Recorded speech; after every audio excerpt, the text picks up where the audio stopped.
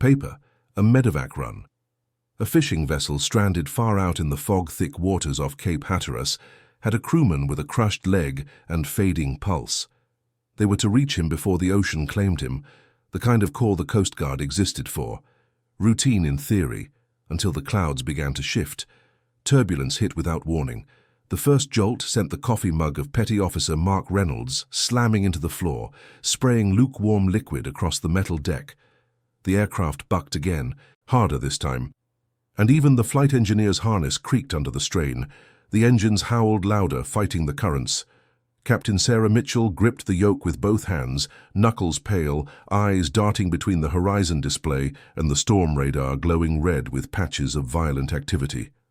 "Hold on," she shouted over the headset, her voice sharp, deliberate.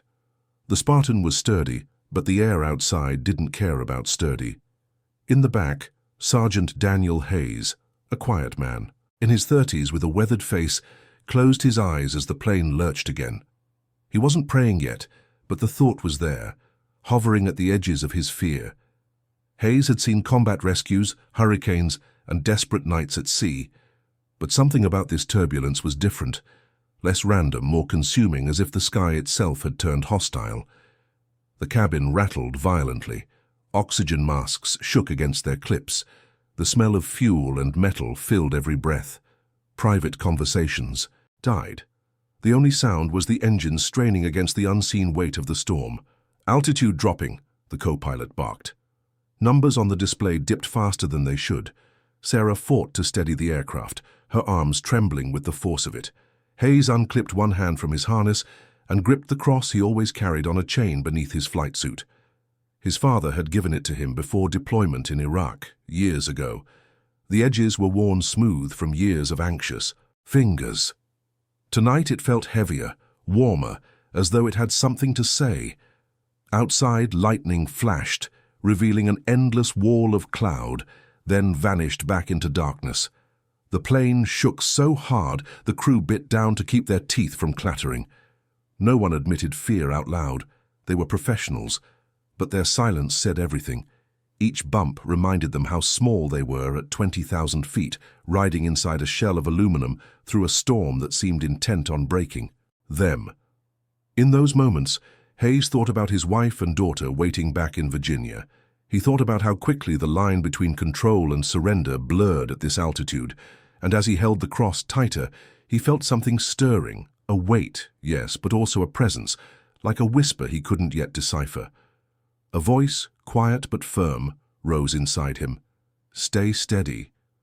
You're not alone."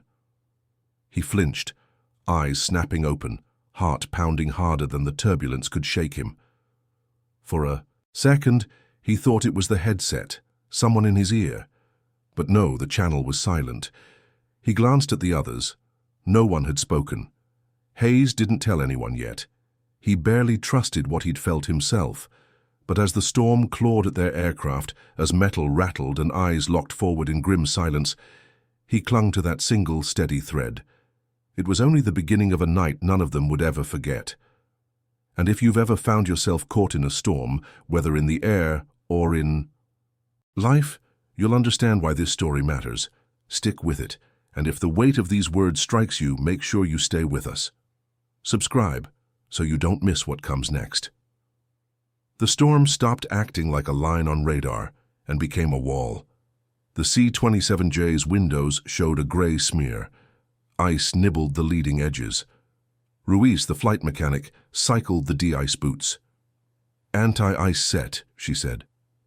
"Coast Guard 2719 report," Sector North Carolina crackled. Sarah keyed the mic. 2719 continuing to the Breton Star. Severe chop, heavy IMC, fuel nominal. "Autopilot off," Sarah added. The yoke came alive. In back, stretcher straps clacked. Linda Park, the medic, ran her checklist. Oxygen, IV kit, trauma roll. Hayes watched. "You ever get used to this?" "Not really," Park said. "You learn what you can control." The cross under Hayes's flight suit felt warm.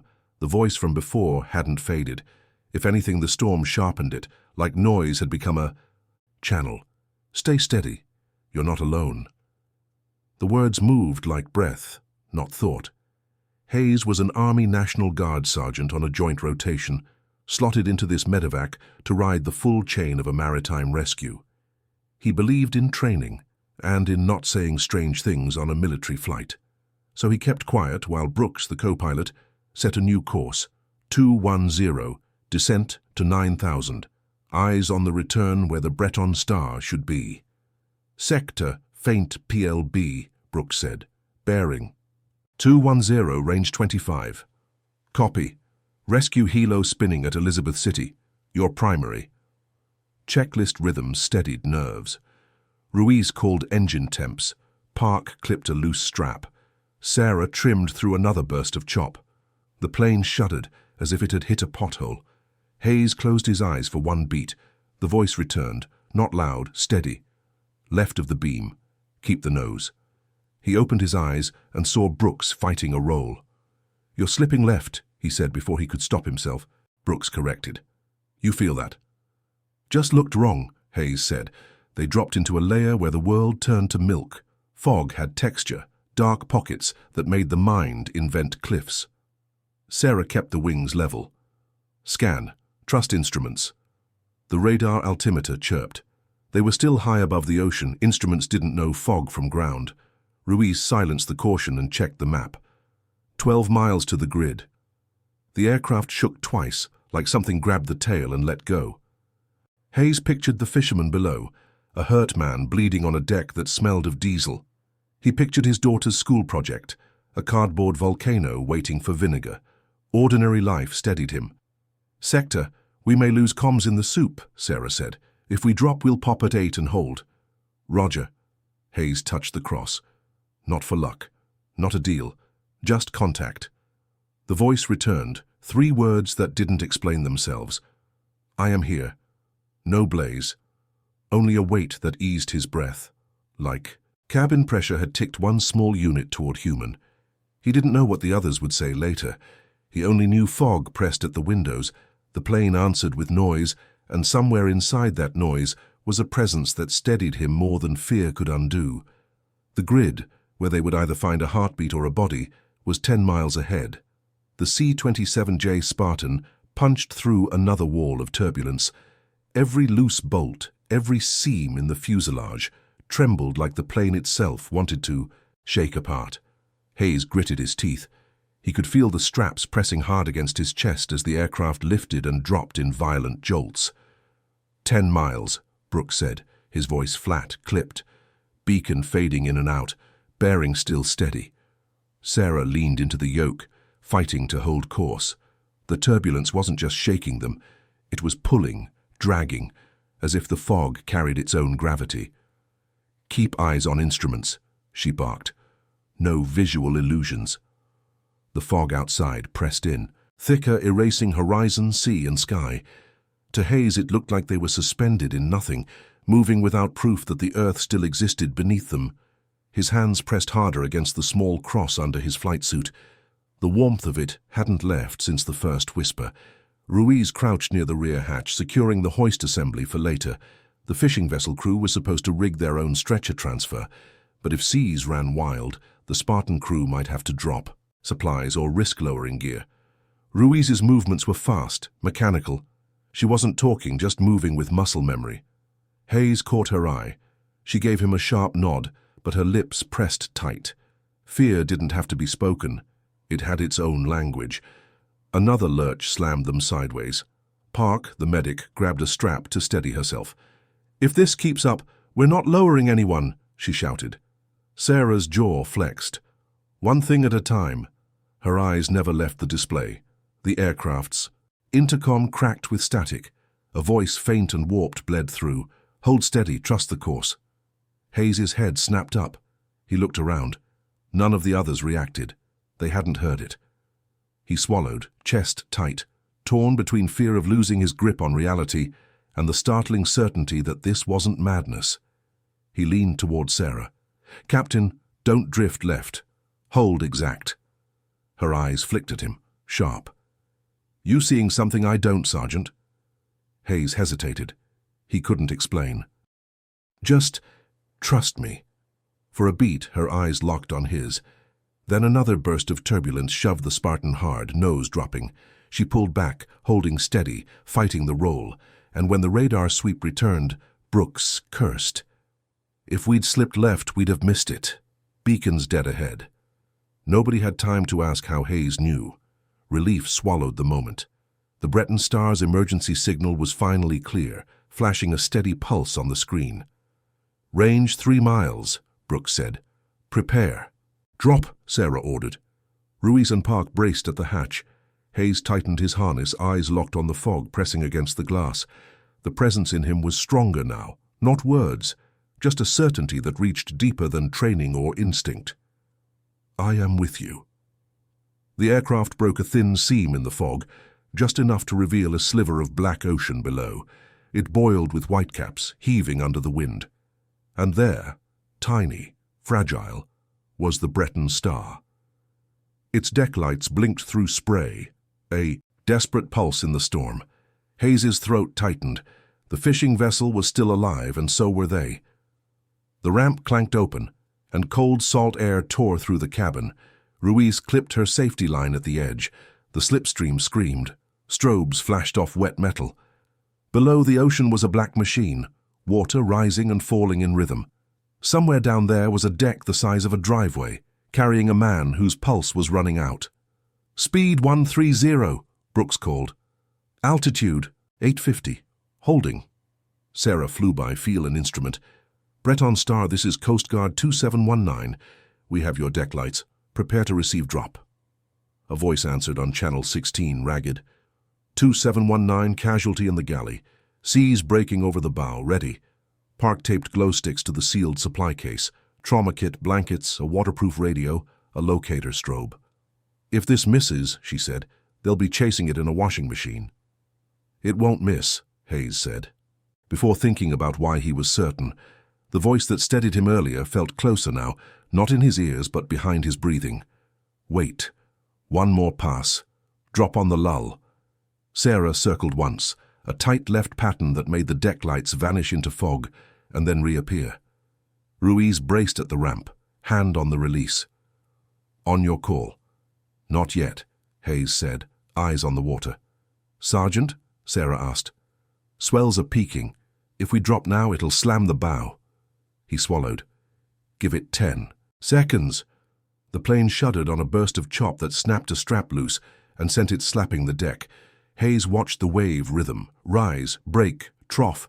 "Now," the presence said, firm as a hand on his shoulder. "Now," Hayes said. Sarah lined the nose on stern, holding steady through a shiver of wind shear. "Go!" Ruiz pulled. The case slid, then leapt into the dark. For a beat, there was nothing, only fog swallowing light. Then the strobe winked twice, bobbing in the trough off the starboard. Quarter. The vessel pitched. 2 figures in orange slickers hooked it and dragged the case aboard. Relief moved through the cabin. Park exhaled. Thank God. "Breton Star, confirm receipt," Brooks said. "Confirmed," the radio crackled. "We've got it." Someone laughed and cried. Sarah kept them low and wide. "Sector drop complete. Helo ETA?" 10 minutes, came the reply. "They're pushing through the same soup." Hayes leaned against the bulkhead, ribs aching from the harness. The presence didn't. "Leave." It settled. No blaze, only weight. He hadn't told them what he felt, but when the case hit water at the right second, he knew his certainty hadn't come from weather sense alone. "I am here," the voice said again, not louder, just nearer. Hayes didn't answer out loud. He matched his breath to the engines. The ramp came up, the cabin sealed. For a moment the storm stepped back, shoulders dropped, hands shook. No one said, "Miracle." They were too tired, and the night had more to ask. "Set for Halo coordination," Sarah said. "We stay until the hoist." The fog pressed in again. The plane rolled into another turn. The weight in Hayes's chest wasn't fear now. It was something quieter that might, if he let it, change what he trusted when instruments went dark. They heard the helicopter before they saw it, a thudding beat buried in wind. The Jayhawk checked in, voices clipped and calm. Sarah answered with headings and winds. The Spartan became a guide where sight was useless. 2719 at 1000 pushing 800, the pilot said. IMC all the way. Copy, Sarah replied. Breton Star dead ahead. Seas heavy. We'll run a racetrack and call your abeam. Brooks called turns. Ruiz squinted through a window that showed only grey. Hayes kept his harness tight. The presence that steadied him during the drop hadn't left. It waited in his breathing, patient. Hold steady. Keep them online. He keyed the intercom. Captain, they're high on the last leg. If they hit downdraft on final, they'll overcorrect. Brooks checked vectors. Could be right. Sarah. Jayhawk, expect a sudden sink over the stern. Suggest shallow approach, port to starboard. Affirm, the pilot said. The rotors grew louder, then vanished into cloud. The voice returned, the same pressure he'd felt since the first shock. I am here. It had weight and room for fear inside it. Visual, Ruiz said. The helo slid past the left window, a grey shape with a blinking tail, then was gone. On the radio, the flight mech. Swells 6 to 8. Deck awash. Hoist to stern. Breton Star, stand by for basket, Sarah relayed. Keep deck lights steady. Copy, a voice answered, rough with fatigue. On final, the pilot said. The cockpit went quiet. The helo dropped into the trough Hayes had felt in his bones. It wobbled, tipped, then corrected. Power, power, someone said. Not panic, just math. The voice again, low and close. Left. Hold. It came with a picture, like an arrow on glass. The helo shifted 2 degrees left. The basket kissed the deck. Contact, the crewman called. Basket on. Stand by. Basket up. Silence, except for wind and metal. Then, we have the patient. Park let out a breath. Brooks sagged, then straightened as the next gust hit. Sarah held the arc and watched for traffic. 2719, patient secure, the pilot reported. Fuel good. RTB after we climb. Copy, Sarah said. We'll escort on initial climb. They held track as the helo lifted, through the same layer that had fought every move of the night. The fog didn't part. It thinned to lighter grey. The ocean became a rumour again. The fixed point slid backward. Hayes didn't try to explain how the voice matched the small corrections the helo made. He only knew the weight inside him wasn't fear now. It was trust, not in luck, in being accompanied. The helicopter banked for home. No one spoke for a while. They listened to engines and weather, and to the space between both. Set course. Back to Elizabeth City, Sarah said. We'll log details on the ground. Hayes nodded, though she couldn't see it. The fog held on. The night wasn't done. But a man on a fishing boat was alive and headed inland, and the voice had not left. It stayed in the quiet, steady as breath. He didn't call it a miracle. He called it enough to keep going. The Jayhawk faded into the mist, its rotors still audible but softer with distance. The Spartan circled once more. Then Sarah pushed the nose west, setting, a course back to Elizabeth City. The storm hadn't loosened its grip. The turbulence still shoved them like a giant hand. But the mission was technically done. The casualty was in the helo, alive, headed home. Relief should have filled the cabin, but instead there was only silence.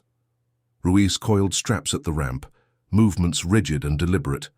Park sat against the bulkhead, staring at her kit. She hadn't spoken since the helo pulled away. Brooks muttered headings, his voice low, almost mechanical. Sarah's knuckles were still white on the yoke. Hayes sat still, head leaning against the vibrating fuselage. His body wanted rest, but his mind replayed the voice. He hadn't imagined it. He couldn't have. The timing, the accuracy, it had cut through the chaos. He touched the cross under his flight suit again. It felt heavy, warm, as though it had absorbed the storm itself. The intercom buzzed. Sarah's voice came through, quiet. We'll stay at 9,000 until clear of this layer. Fuel good. ETA 1 hour 20. 1 hour 20. It might as well have been eternity inside that shaking metal shell. Hayes closed his eyes. The voice stirred again, steady as before. I am here. He opened his eyes, scanning the faces around him. No one else seemed to notice. No one else twitched or looked up as if they'd heard it. Park finally spoke, breaking the silence. Do you ever think we're not really in control up here? That we just pretend? No one answered at first. The engines filled. The pause. Then Sarah said flatly, "Control's an illusion, skill is real, the rest—" She let it trail off. Hayes swallowed. He wanted to speak, to tell them about the voice, about the certainty that something beyond skill had guided their hands. But the words stuck. These were trained professionals. To admit what he felt might sound like weakness, or worse, madness. The Spartan jolted again, dropping 50 feet in a snap that sent everyone's stomachs lurching. Brooks cursed under his breath. Ruiz slammed her hand on the nearest bulkhead, as if to steady the whole aircraft. Hayes's lips moved without thinking. Stay steady. The others didn't hear, or if they did, they didn't react.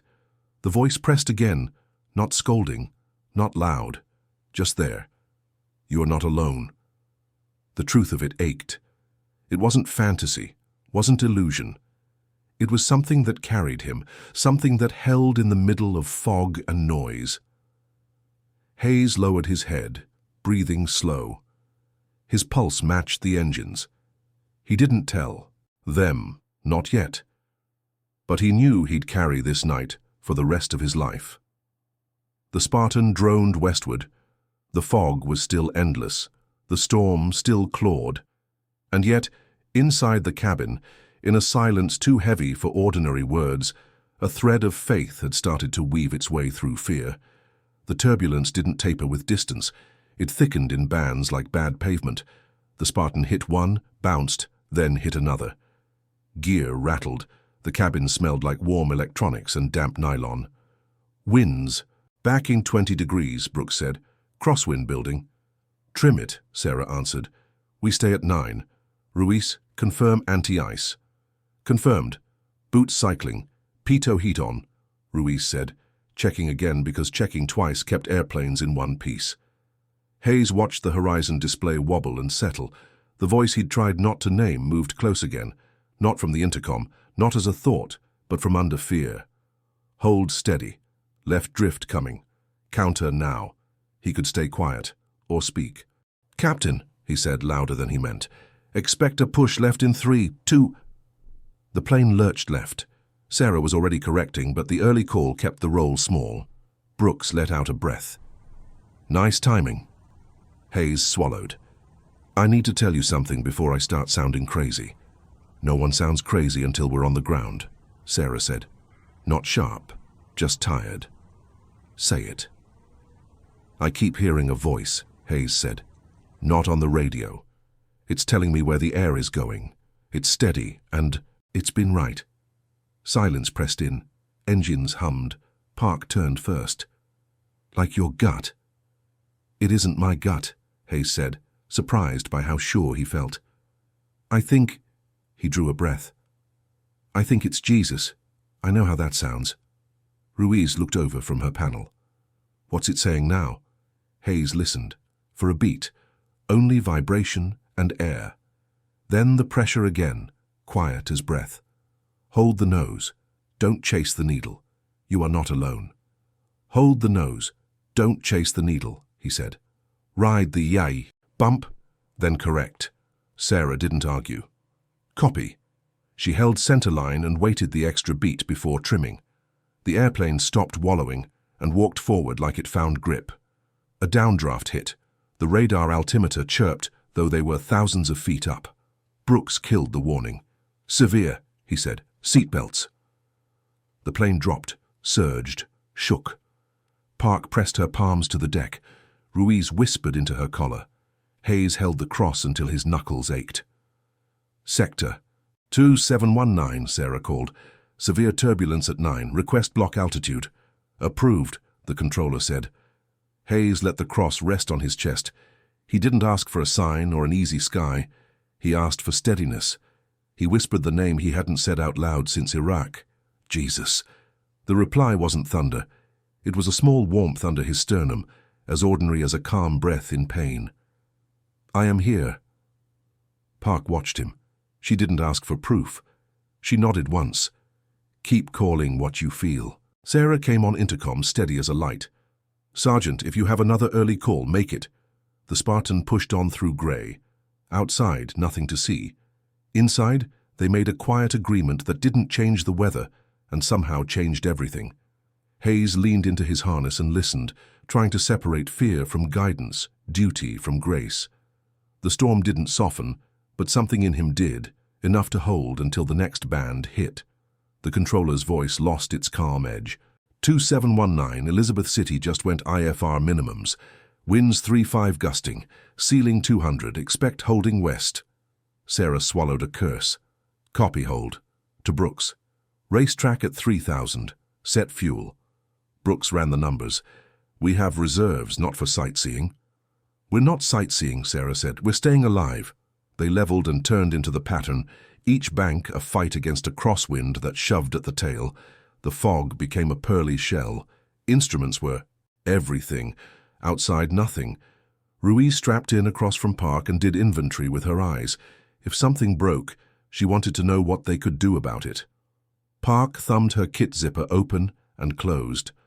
The small rasp under the engines felt like a clock.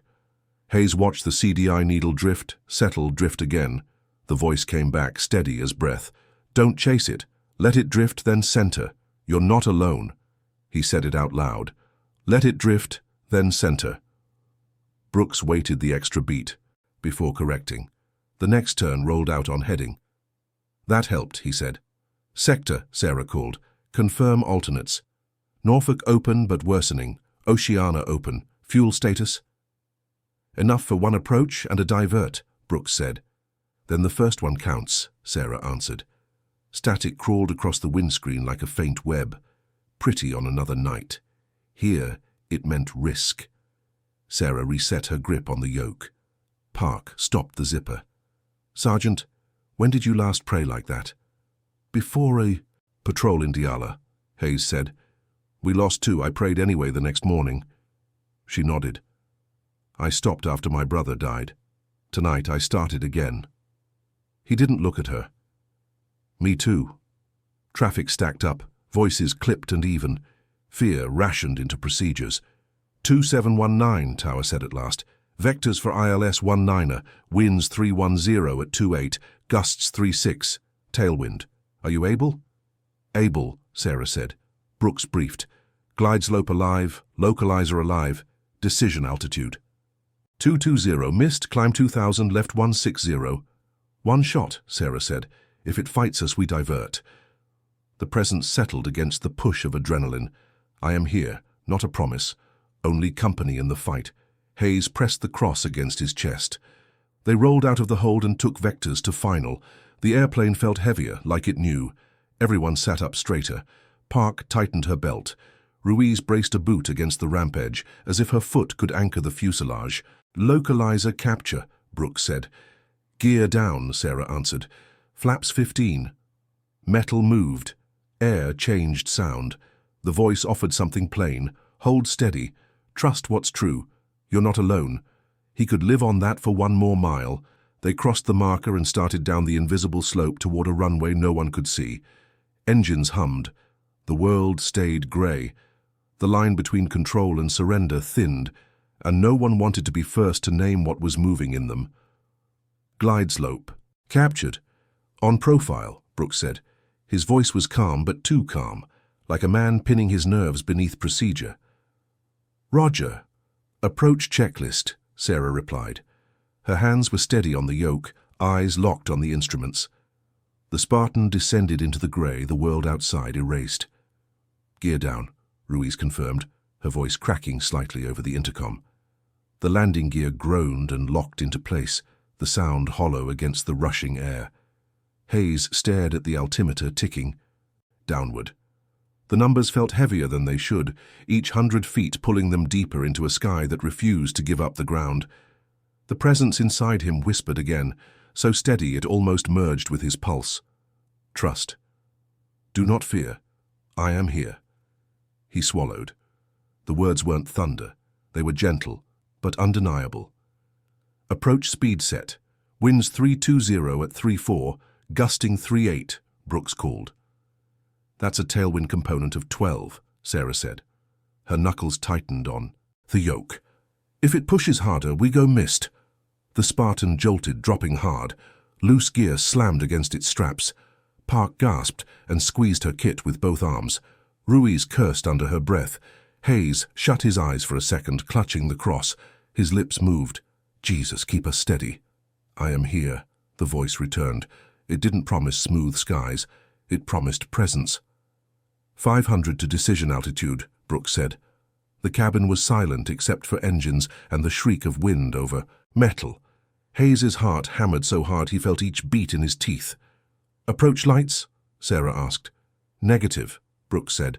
His eyes didn't leave the display. Hayes leaned forward as if his body could help them see through the fog. Nothing. Only shifting grey. 200 to minimums, Brooks said.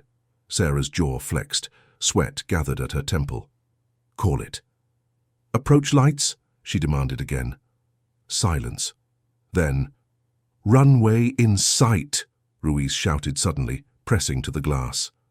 12 o'clock. Low? Sarah didn't flinch. Landing. She pushed the nose down, throttles adjusting. The Spartan broke through a thin smear of fog, and the runway lights appeared like a string of desperate stars. The sight yanked every chest tighter. Wind shear, Brooks shouted. The Spartan lurched right, nose veering. The crosswind shoved like a hand on the tail.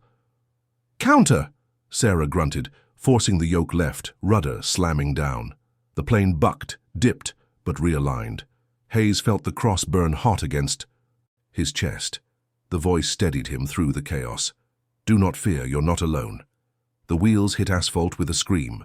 The Spartan bounced once, then slammed down solid. Sarah threw the throttles forward into reverse. The cabin shook with a roar. The aircraft slowed. Lights streaked past. The runway blurred, then steadied. The Spartan rolled to a crawl, engines heaving. For 3 long seconds, no one spoke. Then Brooks exhaled, his headset crackling. We're down. Hayes's chest shook as he breathed out, fingers still wrapped tight around the cross. He knew in his bones, it wasn't just skill that had carried them down through that sky. It was presence. Quiet. Steady. Real. The Spartan taxied slow, its wheels hissing over wet pavement. The storm still spit rain against the cockpit glass, but inside the cabin there was only a stunned quiet. No one moved until Sarah set the brakes and called, "Engine shutdown checklist." Brooks read the items off with a voice that shook just enough to betray him. Systems powered down one by one, the roar softening into a mechanical sigh. The airframe trembled as if relieved to stop fighting. When the props finally wound to silence, everyone unbuckled at once. Ruiz ripped her harness open and sat hunched forward, elbows on knees. Park leaned against the bulkhead, eyes closed, whispering something Hayes couldn't hear. Hayes unclipped slowly, the cross still in his fist. His hands trembled. He let them. The voice hadn't spoken again since touchdown, but the warmth hadn't left. It felt as though it had anchored itself in his chest. Sarah stood. Her face was pale, eyes bloodshot, but her voice carried authority. We log this, all of it. Turbulence, downdrafts, tailwind, near wind shear. We'll file with ops. She paused. But before we do, I want to hear how everyone is. Silence. Park finally spoke, low but steady. I thought we weren't going to make it, and I prayed. I haven't prayed in 10 years. She opened her eyes. I don't know what it means, but I did. Ruiz gave a short, humorless laugh. I didn't pray, I just swore. But when Hayes started calling corrections like he was reading the sky, I listened. And I'll be damned if it didn't help. All eyes turned to Hayes. He shifted in his seat, throat tight. He didn't want to make a speech, but hiding felt worse. I told you already, he said, voice rough. It wasn't my gut. It wasn't instinct. I heard him. I know how crazy that sounds. But it was Jesus. And he was. Steady through every second we weren't. Brooks rubbed his temples. Sergeant, I don't know what to do with that, but Every time you opened your mouth, you were right. That's not normal. Sarah's eyes didn't waver. You think God was in that cockpit? Hayes nodded. I don't just think, I know. The storm pounded harder against the fuselage, as if to remind them it wasn't finished outside. Inside, though, something had shifted. None of them laughed. None mocked.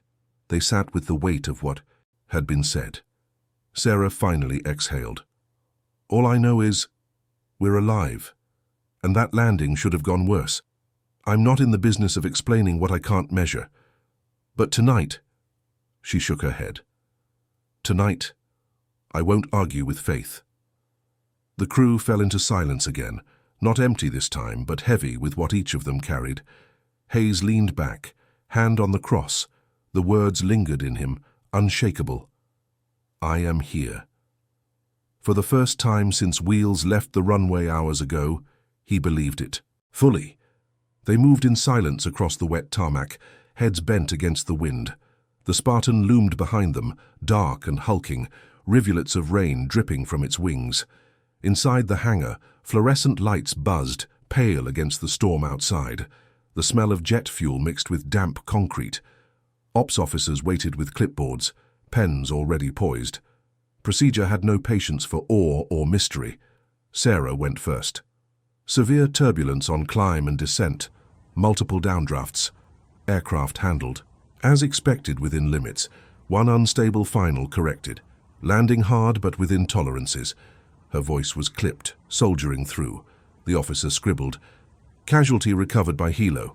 No injuries to crew. None, Sarah said. Minor stress to equipment only. Noted. Brooks added technical notes. Altitudes, headings, wind shear data. His voice was flat. Factual. Ruiz reported on equipment integrity. Park confirmed her medical kit was intact.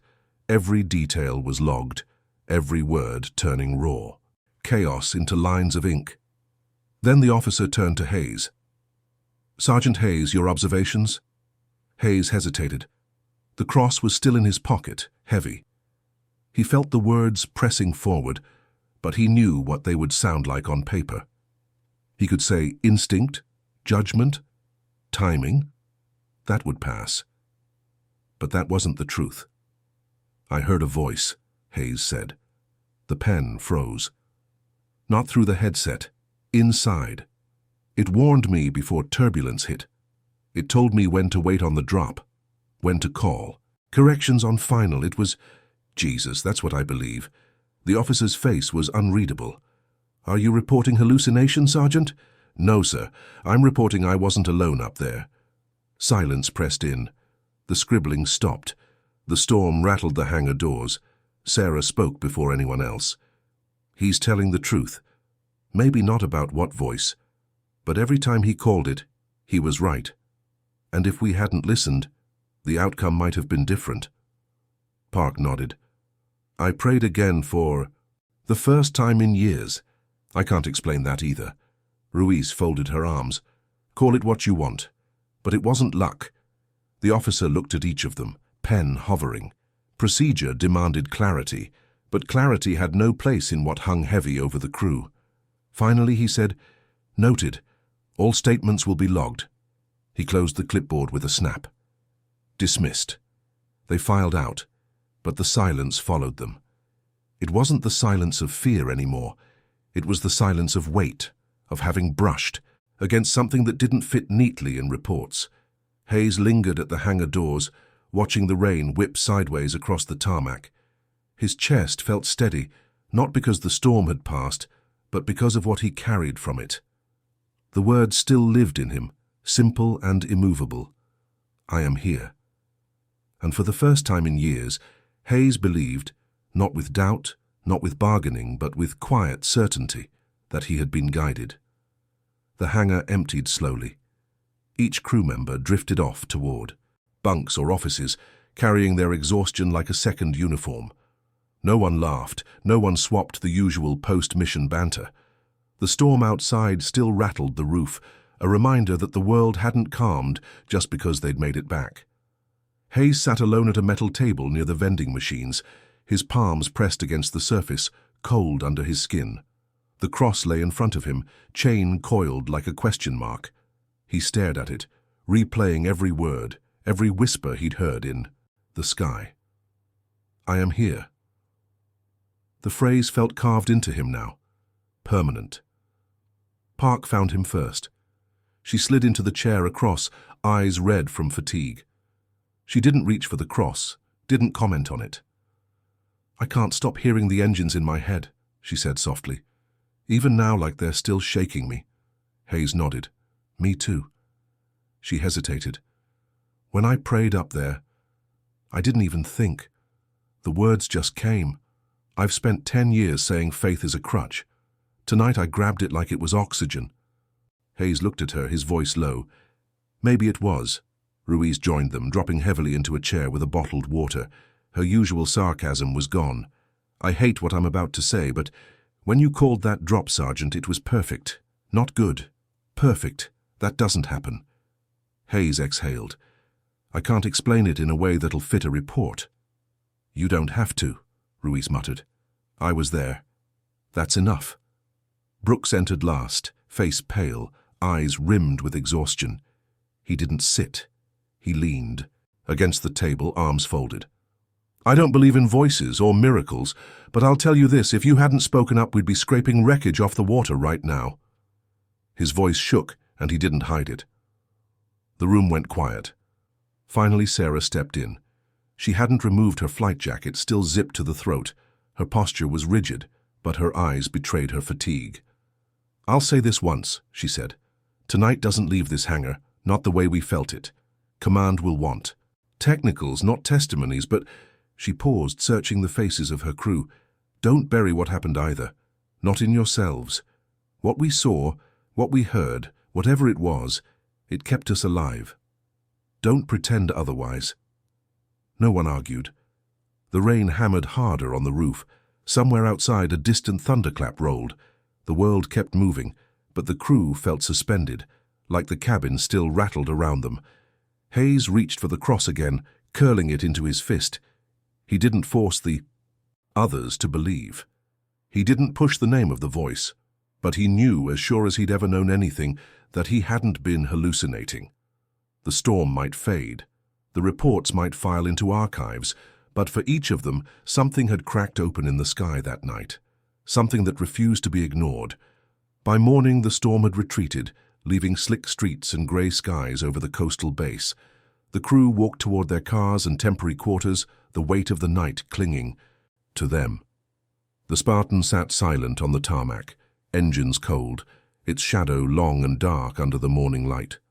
Sarah led the way to her car, hands tight on the steering wheel. She couldn't stop replaying the decisions she'd made in the air. Every checklist, every correction, every call to follow Hayes. She had been in control, and yet for the first time, control hadn't been enough.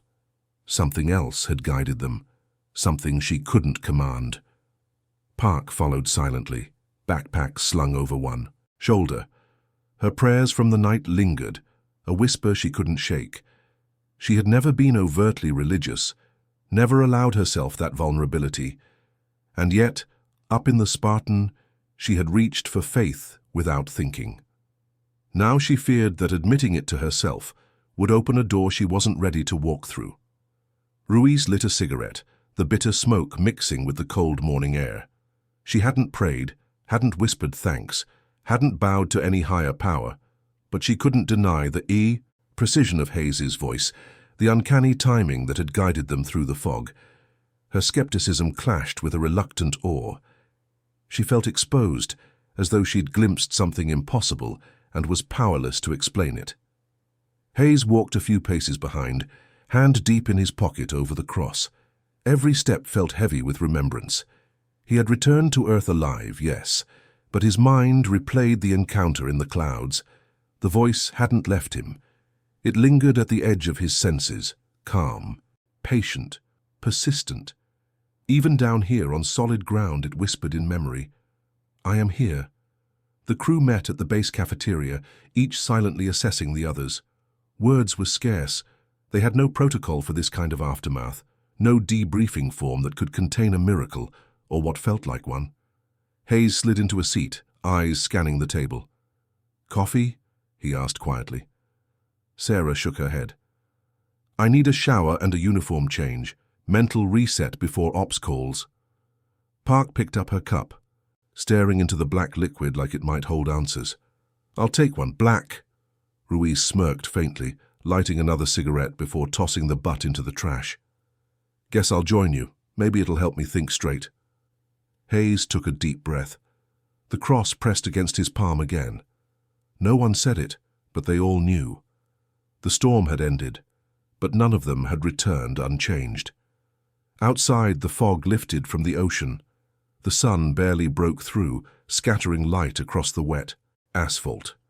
And somewhere in the quiet between the waves and the receding clouds, Hayes could almost hear it, the faintest echo of guidance, steady and sure. They would file their reports, complete their paperwork, and return to duty. But the memory of that voice, the undeniable presence that had threaded through the chaos, would linger longer than any log entry. The base was nearly empty by afternoon. Ops had resumed routine flight schedules, but the Spartan's crew lingered, each lost in their own reckoning. Sarah sat at her desk, uniform crisply ironed, but her hands trembled slightly as she reviewed flight logs. Every number checked out, every parameter had been within limits. Yet nothing in the technical readouts explained the calm that had threaded through Hayes's voice during the turbulence. She had always relied on control, on precision, on procedure, but tonight had shown her that sometimes control wasn't enough. That unsettled her more than the storm ever could. Park wandered too. The observation deck, looking out over the grey ocean. She replayed her whispered prayers, the fear she had felt, and the fleeting relief when Hayes spoke. She had never admitted a word to anyone in years, and now the sky itself seemed to demand acknowledgement. A quiet warmth lingered in her chest, something unfamiliar. She didn't know what to call it, faith, instinct, gratitude, but she knew she would carry it with her, uneasy but undeniable. Ruiz leaned against the Spartan, arms crossed, cigarette discarded in a nearby ashtray. Skepticism burned inside her like a stubborn flame, yet she could not ignore what she had seen. Hayes's calls had been perfect, timing, direction, reassurance. It had saved them. Rationally, she wanted to call it luck, chance, coincidence, but she knew better. There was a weight to it, a force she couldn't name, and that terrified her more than any storm. Hayes moved quietly through the hangar, checking systems, reviewing maps, but his mind was elsewhere. The voice, steady, calm, unmistakable, still hummed in his memory. "I am here." He hadn't been deluded, nor had the others. They had all felt it, each in their own way, and it had anchored him in a way he couldn't unlearn. He didn't know if he would ever hear it again, but he knew it would shape him forever. The day wore on, the storm's memory bleeding into every corner of the base. The usual bustle of maintenance crews and flight prep seemed distant, unreal. The crew gathered near the Spartan once, more quiet and reflective. Words were unnecessary. They shared a bond now, forged not in paperwork or drills, but in something far older, far more human. Sarah broke the silence. "We'll fly again. Routine missions, rescue calls. Life goes on." Her voice was steady but softer now. "But tonight, we remember, and we respect it?" Park nodded, her gaze distant. "I'll remember." Ruiz exhaled slowly, letting skepticism mix with awe. "Me too." Hayes held the cross, pressing it into his palm. "We've been guided. That's enough. And I'll carry it every flight from now on." Outside, the sun finally broke through the clouds, scattering shafts of light across the wet tarmac. The storm had ended, yet its shadow remained, a reminder of how close they had come, and of the quiet, unwavering presence that had guided them through it. For a moment, all four stood together, watching the horizon, knowing that life would demand routine again, but that faith, instinct, and the memory of that voice would never leave them. Weeks had passed since the storm, but its echo remained in the Spartan crew. The world moved on in schedules and checklists, yet inside each of them something had shifted. permanent, quiet, undeniable. Sarah adjusted her flight jacket for the morning briefing. Routine had returned, but she carried a new humility with it. No longer could she rely solely on procedures and commands. She had glimpsed that life, real, raw life, was fragile, unpredictable, and sometimes guided by forces beyond her understanding. She glanced at Hayes, whose calm presence seemed to anchor her in ways words couldn't convey. Park reviewed pre-flight instruments, her hands steady, her mind clearer than it had been in years. She had feared the vulnerability she felt in the storm, the reliance on faith she had never embraced. But now she knew that quiet trust was a form of strength, that admitting fear did not make her weak. She would carry this lesson forward, silently, fiercely. Ruiz moved along the tarmac, checking engines with her usual precision. Skepticism still lived in her, but it no longer ruled her. She had seen perfection where she expected chaos, and she could not explain it. Instead of fighting the memory, she allowed it to settle within her, a reminder that life sometimes required surrender, not to chance, but to something greater, something unseen. Hayes remained near the wing of the Spartan, cross in hand. The voice had faded from the immediate sense, but its presence was engraved in him. "I am here." That simple phrase had guided them, kept them alive, and it had reshaped his understanding of duty and devotion. He did not preach it, did not push it on anyone, but it had become a quiet compass, aligning his steps, his decisions, his purpose. The crew gathered near the hangar doors, watching the horizon. The sun's rays broke through lingering clouds, scattering gold across the wet asphalt, glinting off the Spartan's fuselage. They said nothing. Words were unnecessary. The storm, the turbulence, the voice, it had all left them altered. Not by spectacle, not by miracle in the traditional sense, but by a force undeniable in its subtlety, persistent in its guidance. Sarah broke the silence finally. "We'll fly again. Life will demand our focus, our skills, our judgment, but we'll never forget tonight. We'll never forget that someone or something was with us." Hayes nodded, squeezing the cross. "We weren't alone." Park's eyes softened, a quiet smile forming. "And maybe we never are." Ruiz exhaled, shoulders easing. "Then let's fly smart. And remember." The Spartan's engines roared to life later that morning, a sound that had once been routine, now carrying weight. Each member of the crew climbed aboard, carrying with them the memory, the faith, the humility of that night. As the aircraft lifted from the tarmac, piercing clouds that still lingered over the coastline, each felt a quiet certainty. Life demanded courage, skill, and sometimes surrender. But above all, it demanded faith in themselves, in each other, and in the guiding presence that had carried them through the storm. The plane rose, the horizon stretching endlessly before them. The sky, once a chamber of fear and turbulence, had become a space of quiet reverence. Each held the memory in their hearts, the voice, the guidance, the unwavering assurance that even in the darkest hours, they were never truly alone. And as the Spartan vanished into the brightening morning sky, their lives carried forward with renewed purpose, tethered to the truth they had lived and the faith that had saved them.